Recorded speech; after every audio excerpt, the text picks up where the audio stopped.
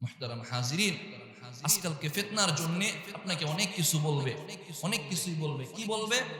প্রথমত বলবে যে জিকির নাই, কিছু আছে কিছু নাই, কিছু আছে কিছু নাই। এই কিছু আছে কিছু নাই এর দলিল দিয়ে দিয়েছে। পূর্ণটাই আছে, সব জায়গায় আছে, আল্লাহ আদেশ দিয়েছেন আছে। এবার যদি বলে, তারা আবার কোরআনের আলোকে দলিল দিবে যে জিকির, আল্লাহ তো বলছেন সূরা আরাফের 205 নম্বর আয়াতে আল্লাহ বলছেন জিকির করতে কিভাবে? মনে মনে, উচ্চ স্বরে, সম্মিলিতভাবে জিকির পাইলা কোথায়? এই অভিযোগ আছে না নাই? সম্মিলিত জিকির পাইলা কোথায়? তাদের এই দলিল, মানে কথা, এত জিকির নাই, সম্মিলিত দলিল জিকির নাই, উচ্চ স্বরে জিকির নাই। আল্লাহ বলছেন আস্তে আস্তে করো। কোরআনের আয়াতও আছে, দলিল তাদেরই দলিল। কোরআন দিয়ে দলিল দিলে আপনি যাবেন কই? আপনি সাধারণ মানুষ, আপনি আমি সাধারণ মানুষ না। আমাকে যদি এখন কোরআন দিয়ে বলা হয় ভাই সম্মিলিত জিকির নাই, উচ্চ স্বরে জিকির নাই, দলিল হলো সূরা আরাফের আয়াত 205, প্রথম বলার সুযোগ আছে? কিছু বলার সুযোগ নেই। এখন এটা বলে, এখন সম্মিলিত জিকির যারা একটু করতো নিয়ে যেতেছে এখান থেকে।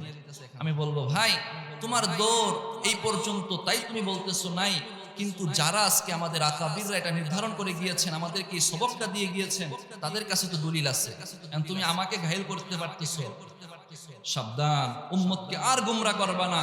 জিকির আছে না নাই, চলেন দলিল নিয়ে যাই। ঠিক আছে, চলেন। সূরা বাকারার 152 নম্বর আয়াতে আল্লাহ বলেন, বিসমিল্লাহির রহমানির রহিম, ফাযকুরুনি আযকুরুকুম ওয়াশকুরুলি ওয়ালা তাকফুরুন।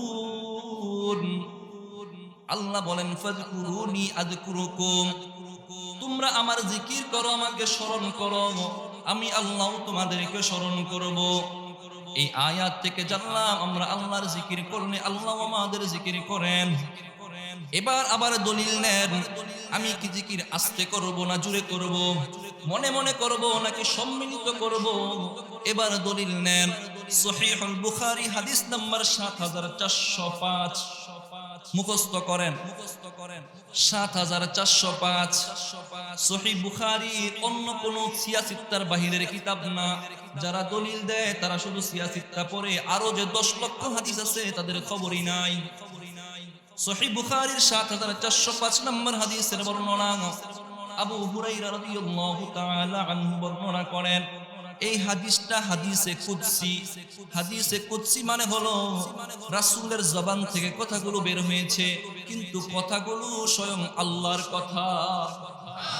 কথাটা আল্লাহর রাসূলের জবান থেকে এটা বের হয়েছে। রাসূল সাল্লাল্লাহু আলাইহি ওয়াসাল্লাম বলেন, ইয়াকুলুল্লাহু তাআলা, আল্লাহ বলেন, আনা ইনদা আবদি যান্নি বি।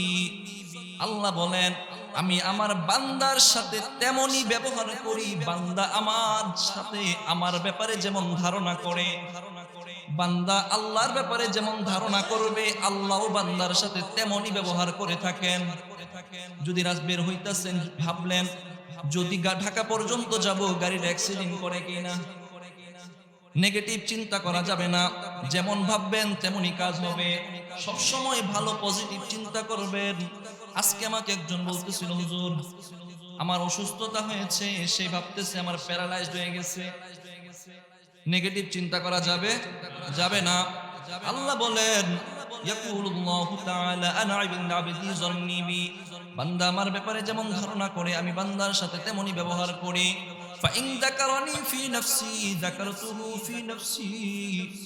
আল্লাহ বলেন বান্দা যদি আমাকে মনে মনে স্মরণ করে, মনে মনে বান্দা যদি জিকির করে, আমি আল্লাহও বান্দাকে মনে মনে স্মরণ করি। মনে মনে জিকির পাইলেন নি, আস্তে আস্তে জিকির পাইলেন।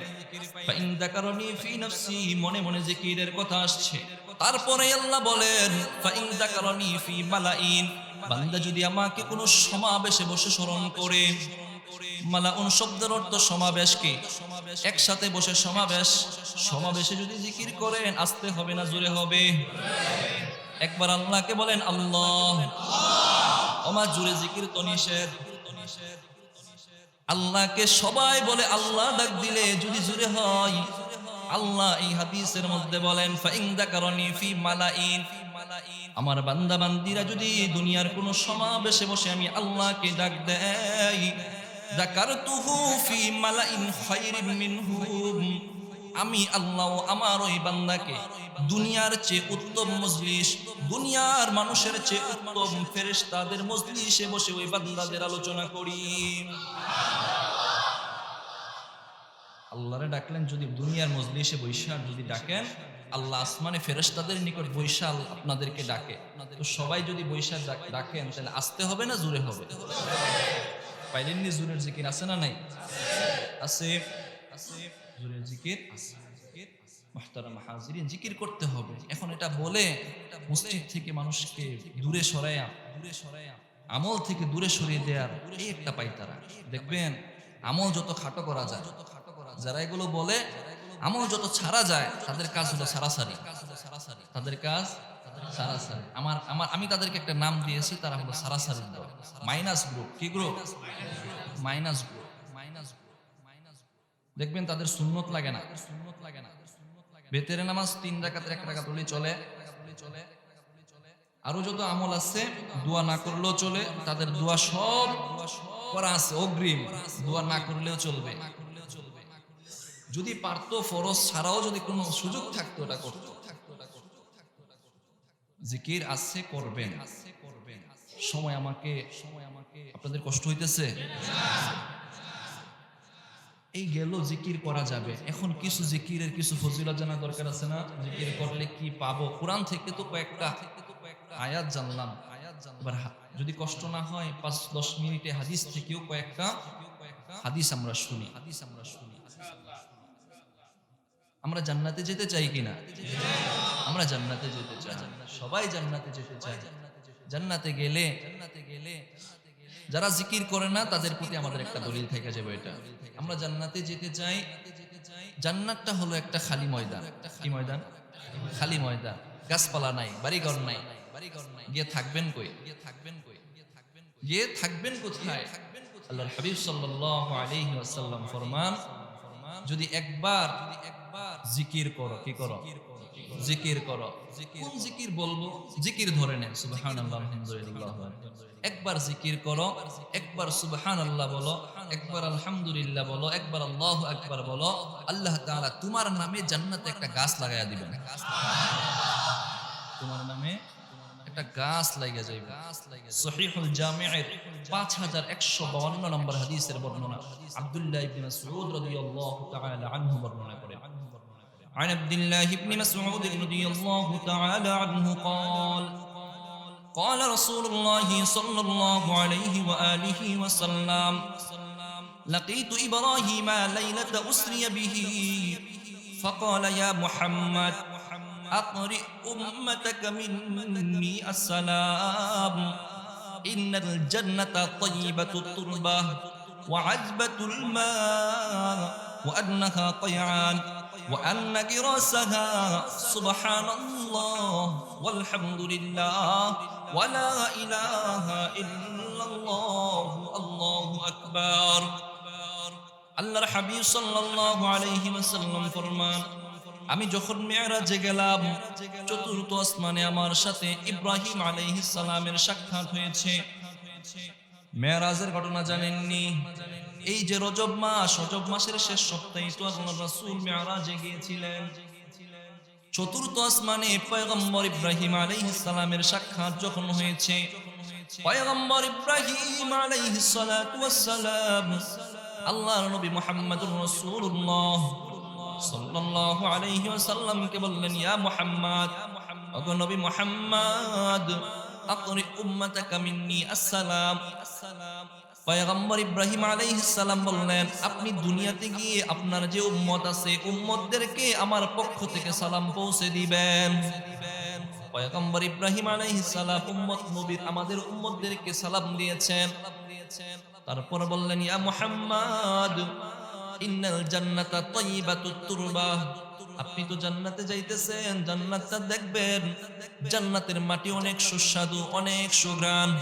ওয়া আযবাতুল মা, জান্নাতে যে পানি আছে ওই পানিও অনেক সুপ্রিয়, অনেক সুপ্রিয়, অনেক মিঠা পানি। কিন্তু পয়গম্বর, ওয়া আন্নাহা কয়আন, কিন্তু জান্নাতটা হলো একটা খালি ময়দান। জান্নাতটা কি? জান্নাতটা কিন্তু একটা খালি ময়দান। ওয়া আন্না গিরাসাহা সুবহানাল্লাহ। পয়গম্বর ইব্রাহিম আলাইহিস সালাম আমাদের নবীকে বললেন, মুহাম্মদ জানিয়ে দিবেন আপনার উম্মতদেরকে জান্নাতটা যে খালি ময়দান, এই খালি ময়দানে যদি গাছ লাগাইতে চাই, জান্নাতের গাছ হলো সুবহানাল্লাহ, জান্নাতের গাছ হলো আলহামদুলিল্লাহ, জান্নাতের গাছ হলো লা ইলাহা ইল্লাল্লাহ, জান্নাতের গাছ হলো আল্লাহু আকবার।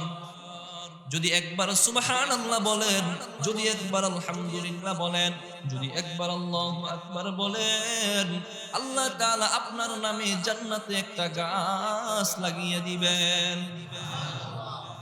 তো বিপরীতে যারা জিকির করে না, তাদের জান্নাতটা কি থাকবে? খালি খালি খালি ময়দান। তো আপনি কি খালি ময়দান চান না জান্নাতে গাছ থাকুক এটা চান? হ্যাঁ, জান্নাতে গাছ থাকুক এটা চান। কোরআন তেলাওয়াতের ব্যাপারে শুনছেন না? সুনানে তিরমিজির 2009 নাম্বার 209 নাম্বার হাদিসের বর্ণনা।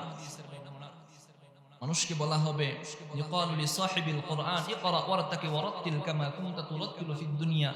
চলো পড়ো, দুনিয়াতে যে কয়টা আয়াত মুখস্থ করছিলা, এই কয়টা আয়াত পড়ো, জান্নাতে তোমার বাসস্থান এত তলা উপরে হবে। বিল্ডিং পাইলাম, বিল্ডিং পাইলাম। জান্নাতে বিল্ডিং বানাইতে হইলে কোরআন পড়তে হবে। গাছপালা লাগবো না? দেখবেন যার বাড়িতে ফল ফলাদির গাছ তো লাগায় রাখে বেশি, জায়গা না থাকলে ছাদেও লাগে, পরিচর্যা করে সময়ে সময়ে, ঠিক না? দুনিয়াতে এটার প্রতি মহব্বত আছে না নাই? আছে। জান্নাতেও খালি ময়দান থাকবে। আমাকে আল্লাহ যদি দয়া করে একটা জান্নাত দেন, তো ওই জান্নাতে গাছ লাগানোর দরকার আছে না? জান্নাতে যদি গাছ লাগাইতে চান, একবার সুবহানাল্লাহ, একবার বলবেন আলহামদুলিল্লাহ, একবার বলবেন লা ইলাহা ইল্লাল্লাহ, একবার বলবেন আল্লাহু আকবার। পারবেন না? মুহতারাম হাজিরিন, আলোচনা যদি সারা রাত শুনি বলা যাবে, আপনারা শোনা যাবে, কানের ভালো লাগবে, কিন্তু দিলটাও তো সাফ করা দরকার না? আমাদের দিলটা কি হয়ে গেছে জানেননি? মরিচা ধরে গেছে, মরিচা ধরে গেছে, মরিচা ধরে গেছে। এই দিলের মরিচা দূর করার দরকার আছে না? সহিহুল বুখারীর হাদিসের বর্ণনা, দিলে যদি মরিচা ধরে যায়, তাহলে দুইটা জিনিস অথবা তিনটা জিনিসের মাধ্যমে মরিচা দূর হয়। এক নাম্বার কাসরাতু যিকরিল মাউত, অধিক পরিমাণে মৃত্যুকে স্মরণ করা। দুই নাম্বার তিলাওয়াতুল কোরআন, কোরআন তেলাওয়াত করা। তিন নাম্বার রবের নামের জিকির করা। কে? রবের নামের জিকির করা। এখন আমাদের রবের নাম কি? আল্লাহ। এজন্য দিলটাকে পরিষ্কার করবেন। এখন থেকে আর আলোচনা হবে না, কাজ হবে দুইটা। এক নাম্বার দিলটাকে পরিষ্কার করবেন জিকিরের মাধ্যমে। দুই নাম্বার চক্ষুটাকে নরম করে দিয়ে, দুটা চক্ষু পানি, দুই চোখ থেকে আল্লাহর জন্য, রবের জন্য পানি বের করতে রাজি আছেন তো? একদম রবের দিকে ফিরে যাবেন। ভাববেন আমি কেউই না, কিছুই না। যদি আজকে আপনার বাবা মারা যায়, আপনি কতটা ব্যথিত হবেন।